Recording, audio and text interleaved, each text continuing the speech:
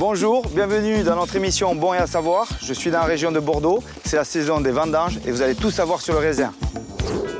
Et oui, aujourd'hui dans Bon et à savoir, c'est les vendanges. Les vignes débordent de grappes bien mûres. Mais il y a raisin et raisin.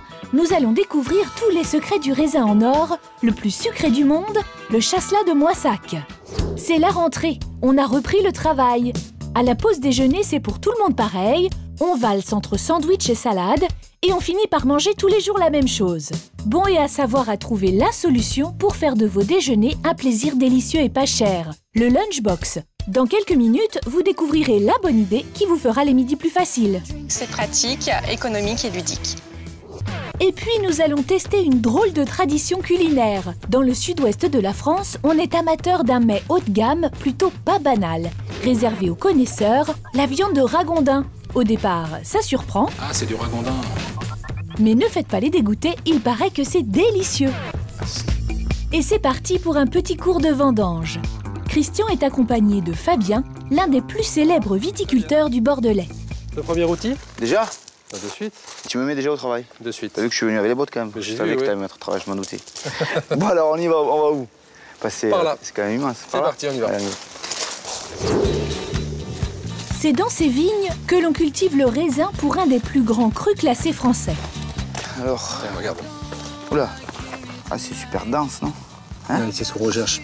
En fait, contrairement aux raisins de table, les grappes de raisins qui sont faits, ce qu'on appelle les raisins de cuve, donc c'est des raisins qui sont produits et destinés à faire des vins, et pas, bien pas sûr. des raisins de table, sont souvent des toutes petites grappes avec des petites baies très compactes. Ouais. Et dans la baie, on a une peau qui est plutôt épaisse, ça c'est ses caractéristiques, et à l'intérieur, on a des pépins qui peuvent être assez conséquents, assez présents. Pour les raisins de table, on essaye d'avoir des baies beaucoup plus grosses, Ouais, et ça. avec moins de pépins, parce que pour les gens, quand ils le mangent, c'est plus facile à manger de ne pas avoir de pépins. Parce que là, avoir un goût, ça c'est extraordinaire. Hein. Mais c'est des raisins qui sont très goûteux, qu'on peut très bien manger comme ça. Moi, j'en mange pendant toutes les vendanges, en fait. Et si ce raisin est sucré, il en existe un qui a la réputation d'être le plus sucré de tous les raisins. Christian en raffole. Le meilleur raisin de table pour moi, c'est à 180 km d'ici qu'il est récolté, c'est le chasselas de Moissac, c'est un reportage de Frédéric Audran. Des coteaux à perte de vue, nous sommes à 40 km de Toulouse, à Moissac. Gilbert Lavilledieu est né dans le raisin. Sa famille possède 10 hectares de vignes, pourtant ne l'appelez pas vigneron, il n'aime pas ça du tout, il ne fait pas de vendange. Non, ici non. Surtout pas de vendange chez nous.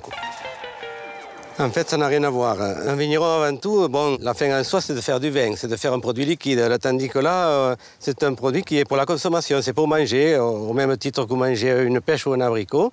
C'est un raisin de consommation, un raisin de table. Et si Gilbert bichonne ses vignes, c'est que son raisin n'est pas n'importe lequel. C'est la Rolls des raisins, le célèbre chasselas de Moissac. Chaque année, les Français consomment 6 kilos de raisins par personne. Sur les étals des marchés, on trouve 3 sortes de raisins blancs. Le plus vendu, c'est l'Italia, avec ses gros grains verts et sa peau croquante. Parce qu'il n'a pas de pépins, les enfants raffolent du centennial. Mais le raisin number one, le plus prisé des gourmets, c'est le chasselas de Moissac aux grains ronds et dorés, le raisin le plus sucré du monde. Il est aussi 2 fois plus cher que les autres, c'est le seul raisin en France classé AOC. Pour le cultiver, c'est toute une histoire, faite de tradition et d'expertise, digne de l'orfèvrerie. Il manque 2 ou 3 jours encore. Le moment le plus crucial de l'année, c'est la récolte. Elle vient tout juste de démarrer. Tout se fait à la main. Chaque jour, il faut avaler les kilomètres sans compter pour ramasser le raisin au bon moment. Au jour près, une grappe n'est pas forcément aussi mûre que sa voisine. Alors en 3 jours, ils peuvent repasser 3 fois au même endroit. C'est un travail de galère, quoi. On fait peut-être 200 kilos pour 1 hectare. C'est vraiment, on choisit que les plus belles grappes. Un casting d'enfer. Gilbert, c'est Eddie Barclay lâché dans les vignes. Les grappes qu'il sélectionne, ce sont les plus bronzées, car oui, figurez-vous que le raisin bronze. Le bronzage, on peut l'apercevoir sur certaines grappes, des petites taches, vous voyez. Ce n'est ni plus ni moins que l'effet du soleil.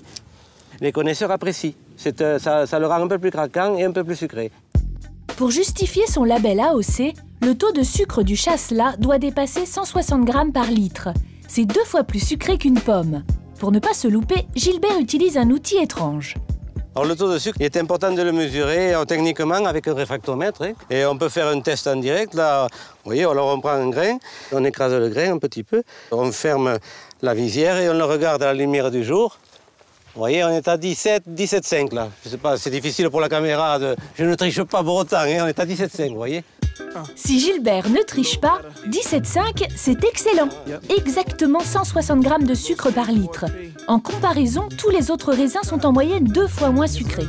Mais pour obtenir un tel score, les chasselatiers doivent effectuer un travail acharné toute l'année. En hiver, il faut couper les sarments souche par souche. Le printemps, on désherbe chaque pied à la main. Plus étonnant, il faut aussi entailler la vigne, une incision qui permet à la sève de se concentrer sur les grains.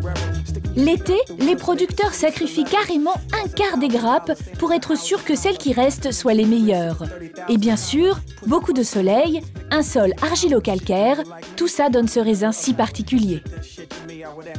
Quand il y a trop de raisin, il est tout simplement beaucoup moins sucré, même pas sucré du tout, et il est pratiquement à la limite de la consommation, quoi. Du coup, les vignes des chasselatiers sont un véritable trésor qu'il faut protéger. L'ennemi numéro 1, c'est la grêle. Ça déchiquette les grains. Certains producteurs utilisent des filets de protection. Gilbert, lui, a choisi une solution plus radicale, un canon à grêle, qui envoie une onde de choc dans les nuages et empêche la formation de la glace. Mais comment ça marche?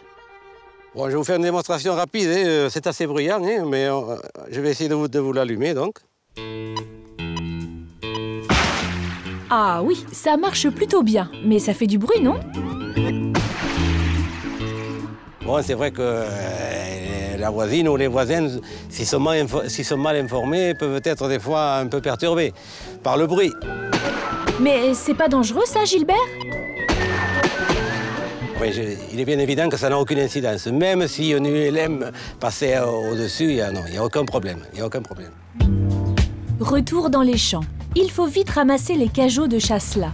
Gilbert va les emmener à la ferme, où le raisin va subir une deuxième étape de tri encore plus drastique. Car pour mériter l'appellation haut de gamme, les ouvrières vont éliminer les mauvais grains, grappe par grappe. Voilà, c'est de l'art. Un vrai travail de bijoutier, car la grappe AOC doit respecter des critères bien spécifiques. Une taille de 12 cm minimum, un poids de 100 grammes, sans parler de la densité des grains et de la couleur de la grappe, qui ont aussi leur importance. Alors celui-là est une grappe souple, dorée.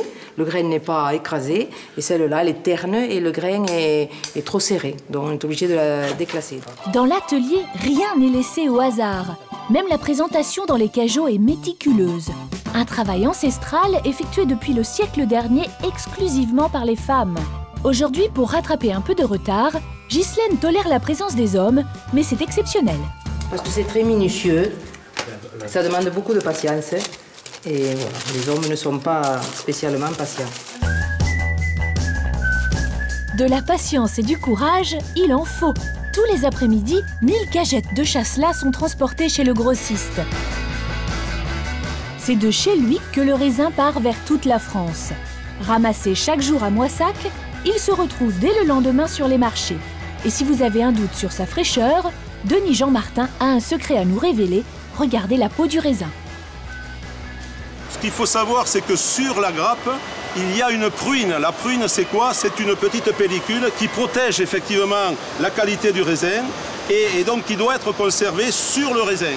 Donc si on prend la grappe et si on la serre, eh bien, on enlève cette pruine qui est donc protectrice au niveau de la grappe elle-même. Vous avez compris? De la pruine sur le chasselas que vous achetez et c'est la garantie que le produit est ultra frais. Du coup, interdiction absolue pour les employés de grappiller le précieux raisin pendant le boulot. Eh bien, si nous avons un doute ou nous le prenons à part et nous lui faisons faire une cure de chasselas pendant une journée, comme ça le lendemain, on est sûr qu'il ne grappillera pas le raisin directement. Voilà. En même temps, c'est quelques graines de raisin, quoi. Un peu de respect, jeune homme. Le chasselas de Moissac, c'est le raisin d'exception. Les grands chefs du pays adorent le cuisiner. Leur spécialité, bien sûr, c'est de le poêler avec du foie gras frais.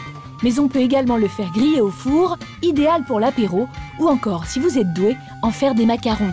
Mais pour épater la galerie, les chefs ont un petit secret. Si vraiment vous voulez avoir quelque chose d'un petit peu plus chic, un petit peu plus tendance, il ne faut pas avoir de pépins du tout dans votre recette. Donc la solution est très simple. Vous prenez un grain de chasselas, vous allez le transpercer avec une paille et au bout, vous aurez le pépin. Ça paraît tout simple. Seul bémol, il aura fallu tout de même une demi-heure à notre chef pour épépiner ce petit bol. C'est très long, c'est un jeu de patience, mais le produit mérite le temps qu'on va passer dessus.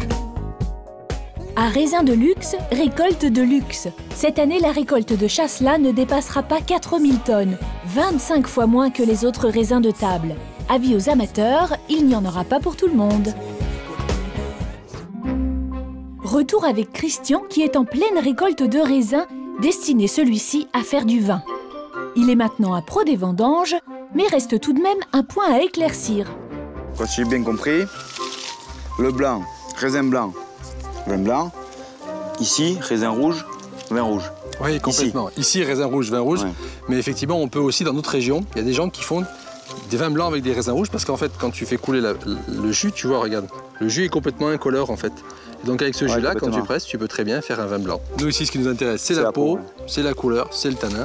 Et en fait, tu vois, si on frotte un peu, on voit la couleur qui sort en fait. Ça se fait tout à fait naturellement. Tout est dans la peau pour les raisins rouges. C'est donc la peau du raisin qui donne sa couleur au vin. Et contrairement aux idées reçues, c'est essentiellement avec du raisin rouge, auquel on a retiré la peau, que l'on fabrique le champagne. On y va ? On y va. Parce qu'on a bien bossé là. C'est parti. Dans quelques instants, retrouvez Christian Etchebest et la suite de Bon et à savoir. Vous découvrirez enfin comment faire une pause déjeuner pas chère et équilibrée et vous goûterez à une viande étonnante qu'on mange dans le sud-ouest, le civet de Ragondin.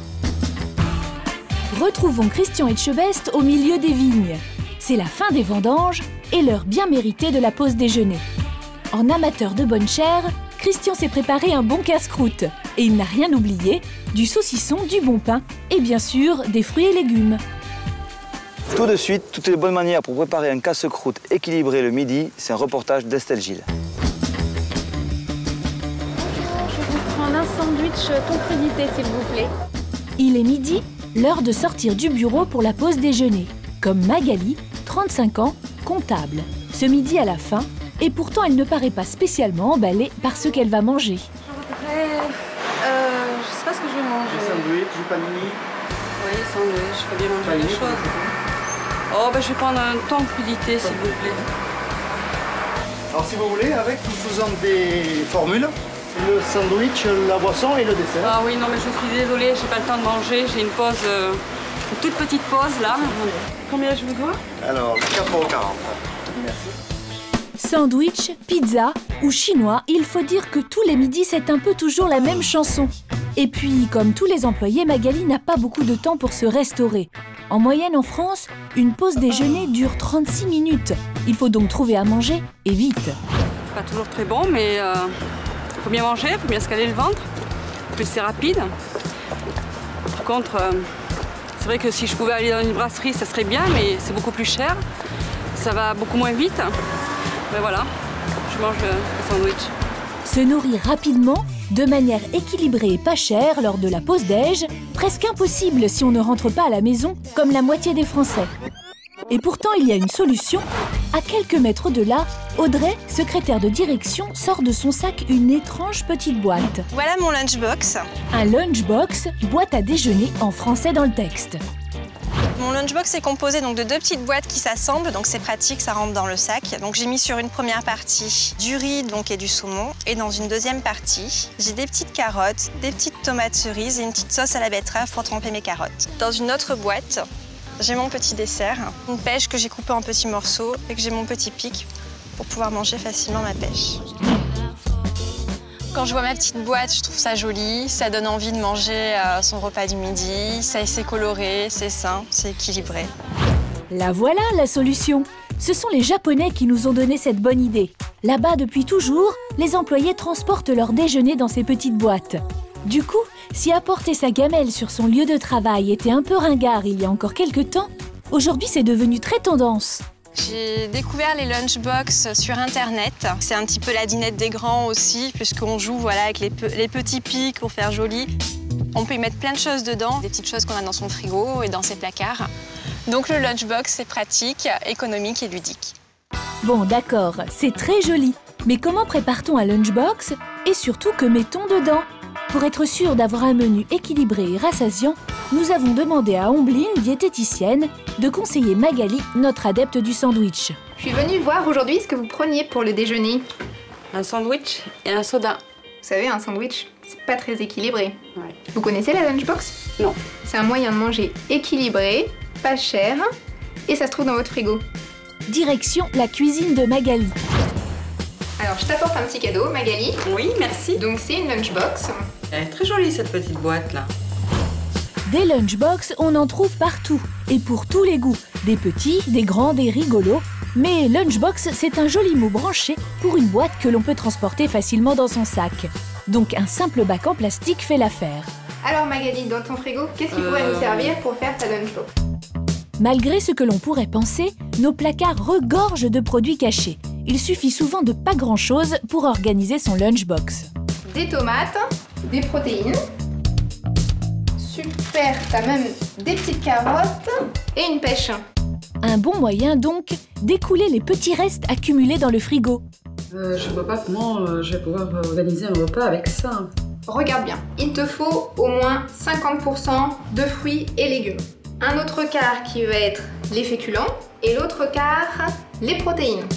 D'accord. Donc tu vois, ce qui est pratique avec la lunchbox, c'est que tout est compartimenté. Donc là, les fruits et les légumes. Et dans le petit compartiment où il y a une petite séparation, la moitié protéines et la moitié féculents. Récapitulatif. Un repas équilibré, c'est 50% de fruits et légumes, 25% de féculents et 25% de protéines. Attention aux matières grasses, allez-y à petite dose. Et pour se donner envie de manger sain, il faut accessoiriser ces aliments. Des pics, des moules, des formes et de la couleur, il ne faut pas hésiter à varier la décoration pour ne jamais se lasser. Tu peux agrémenter avec des petits grains de raisin, ça te donne envie de manger. Ah oui, là c'est sympa. Et quand on n'a pas de frigo au bureau, il y a des astuces pour conserver son lunchbox. L'ail est un aliment qui tue les bactéries, alors n'hésitez pas à en mettre plein votre gamelle. Bon, d'accord, vous avez peur pour votre haleine. Sur Internet, vous trouverez des feuilles antibactériennes qui protègent les aliments pendant 3-4 heures à température ambiante jusqu'à l'heure du déj. Il ne nous reste plus qu'à assembler la boîte.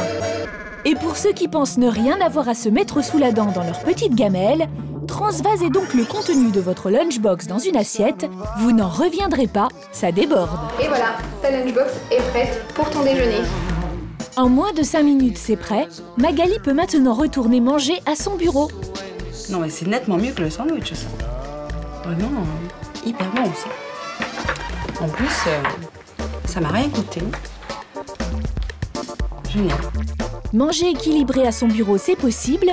Donc maintenant, ouvrez grand vos frigos et tous à vos boîtes déjeuner.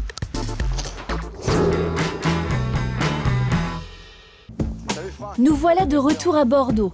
Christian a rendez-vous avec Franck, un chef qui officie au milieu des vignes et déborde d'imagination pour créer des aliments autour du raisin. Bon Franck, moi on m'a dit que tu avais une recette extraordinaire. Le pain ou le vin de raisin, tout simplement. Voilà. Non. Alors, comment tu fais? Eh ben regarde, viens voir. Avec quoi alors? Farine, jus de raisin.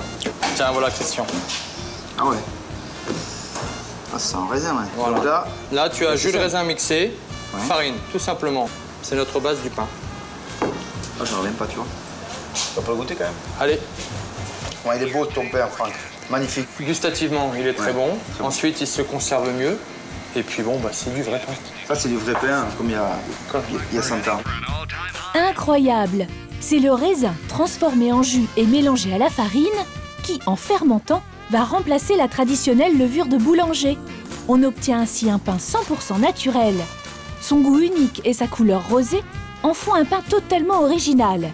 Et dans la région, l'originalité est un trait de caractère que l'on cultive. À quelques kilomètres d'ici, on élève un animal qui ressemble à un gros rat, c'est le ragondin. C'est un reportage de Frédéric Audran. Imaginez, vous êtes au restaurant, on vous sert un plat surprise, une spécialité du Sud-Ouest. du ragondin en civet. Ce n'est pas une blague, ce rongeur plus gros qu'un lapin vit dans le marais Poitevin. 10 kilos, une longue queue chauve, 2 incisives gigantesques, et pourtant ce cousin du castor se mange. Il y a même des élevages. Tous les matins depuis 25 ans, Éric Brunto va nourrir ses bêtes. Et lui, ses ragondins, il les trouve très mignons. C'est vrai que sous cette appellation ragondin et puis avec sa queue, c'est un animal qui a une très très mauvaise réputation, alors qu'en fait, c'est un animal qui est super sympa. Super sympa, c'est vite dit. De loin, facile de le confondre avec un gros rat. Pourtant, ne faites pas les dégoûter. Si le ragondin se mange, c'est que ce rongeur n'a rien en commun avec son cousin des égouts. Plutôt rat des champs, il ne fouille pas les poubelles, l'animal est herbivore et serait même plutôt gastronome. Carottes, graines... Bref, selon Éric, ce serait presque un gros cochon d'Inde.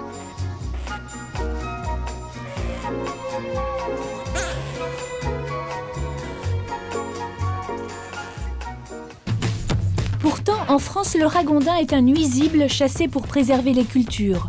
Et sa fourrure a encore du succès en Russie. La viande de ragondin, elle, est un mets haut de gamme, très recherché des amateurs. Et câlin ou pas, Éric, lui aussi, s'en régale. Ce qui est sympa, c'est d'ouvrir un pot de pâté ou un pot de rillettes à l'apéritif, quand on reçoit du monde. Dans la région, c'est même très répandu. Dans sa boutique, Pierre-Alain Mahutot vend du pâté de ragondin qu'il fabrique lui-même. Ici, on l'appelle par son nom scientifique, le myocastor. C'est donc la terrine de myocastor maison. Et on a gardé des morceaux de viande entiers à l'intérieur qu'on aura fait mariner avant dans le cognac. Et du coup, en lisant myocastor, les touristes seraient presque tentés de goûter. Ah oui, tout à fait. Les castors, j'en ai déjà vu, hein, oui. Mais là, c'est pas du castor. Ah, c'est du ragondin. Eh oui, monsieur, vous n'êtes pas le seul à en manger, car Pierre-Alain en cuisine tous les jours dans son restaurant juste à côté. Alors, c'est donc la fameuse viande de ragondin. C'est pas très fort comme viande, non, faut pas en avoir peur. C'est une viande qui présente une certaine originalité de par l'animal en lui-même, mais sinon, au niveau goût, on a quelque chose qui se rapproche du lapin ou du lièvre. Tiens donc, on va bien voir, car ce soir, Pierre-Alain a invité un couple d'amis et leurs enfants pour un dîner surprise avec un menu très spécial. C'est Lydie, sa femme, qui est en salle. Il y a un petit jeu ce soir. Il va falloir que vous deviniez un petit peu ce que Pierre-Alain vous a préparé. D'accord? Une spécialité, sûrement? Une spécialité, oui, si l'on peut dire. Monsieur, vous n'êtes pas au bout de vos surprises. Ce soir, vous avez droit à un menu best-of total à ragondin. En entrée du fameux pâté de ragondin relevé au cognac. Et là, évidemment, personne ne se doute de ce qu'il mange. Je pense que c'est du porc. Ou du canard. Personne ne trouve? Allez, on passe à la suite. Deuxième plat, parmentier de ragondin confit. Appétissant, non? C'est du canard. Et non, madame, toujours pas. Qu'est-ce que ça donne en salle, alors? Le parmentier, il pense que c'est du canard.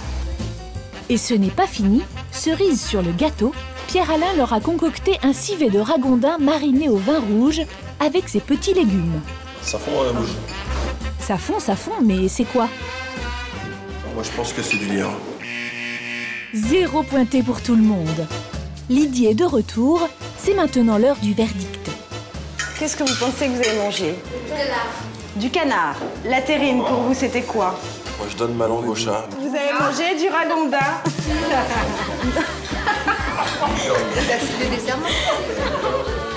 En tout cas, toute la famille s'est régalée avec le ragondin. Heureusement qu'on ne vous l'avait pas dit, n'est-ce pas, madame? J'aurais pas mangé avec autant d'appétit, quoi. J'aurais des a priori bêtes, hein, c'est clair, hein, mais je l'aurais pas choisi sur la carte. Rassurez-vous, nous non plus. En tout cas, si vous n'osez pas mettre le ragondin dans votre assiette, vous pouvez toujours en mettre un dans votre jardin. Il paraît que c'est un très bon animal de compagnie.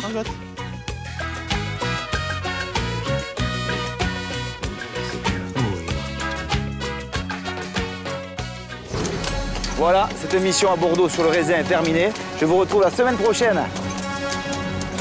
Doucement.